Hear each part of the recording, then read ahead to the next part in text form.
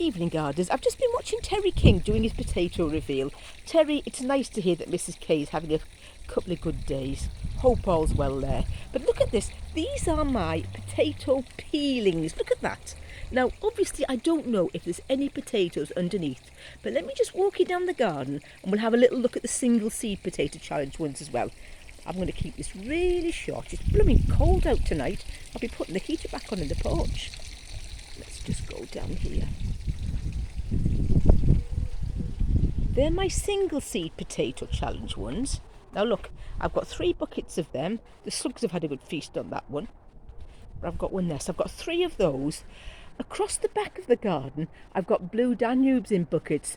The stems are really dark, they're beautiful, and the flowers are purple. You can't really see from there, unfortunately. I've had to net my strawberries. They're just starting to colour up now. Tony and I spent ages yesterday putting some bedding plants around the garden, filling up the baskets, putting marigolds in amongst there, look, in amongst the tomatoes. They don't look very happy because it's so flaming cold, and I was a bit concerned, but actually, when I've gone round and looked at them, everywhere one of the stalks are looking a bit moth-eaten. There's new shoots pushing out, so don't worry too much if your tomatoes are looking a bit manky. They'll come back. Just let them toughen up. Let's go this way. I've got a courgette there. That's green bush.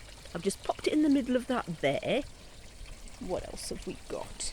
There's beetroot there, but mainly this is for sweet peas, this one here. There's beetroot popped up and I must have probably just thrown some seeds in there. But I've got sweet peas and beetroot in there.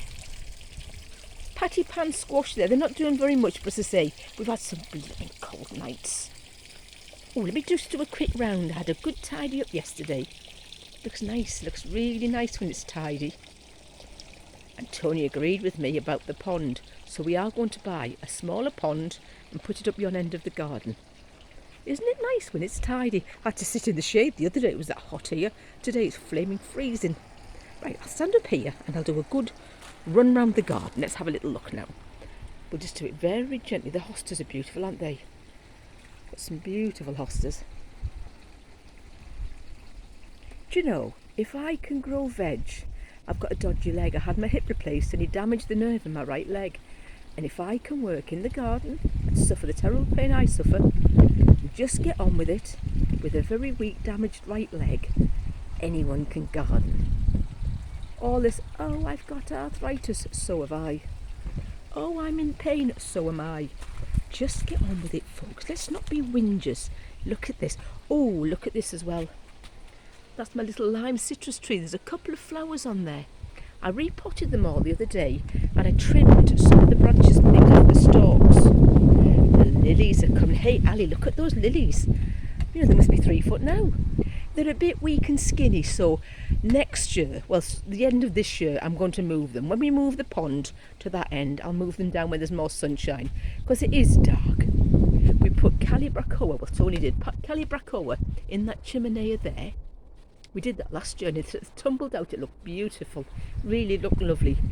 This is one of my lupins that I grew from seed. The hostas are looking nice. They're a bit nibbled by the slugs, but you know, you expect it, don't you really? So, one gentle run round the garden. Love the green stalk with my carrots, lettuce, radish, bush beans, oh, tumbling tom tomatoes, and what else did I put in there? Oh, I had a spare begonia and I popped a spare. Now that doesn't look like a whole load of fencing. It's not. Let me move over there. We'll finish off with a bit nicer look. I don't know, maybe a hosta. What do you reckon? Isn't that beautiful? Look at the colours in that. Do you know, you don't need flowers in a garden to have some colour. But I'll just say, happy gardening, folks.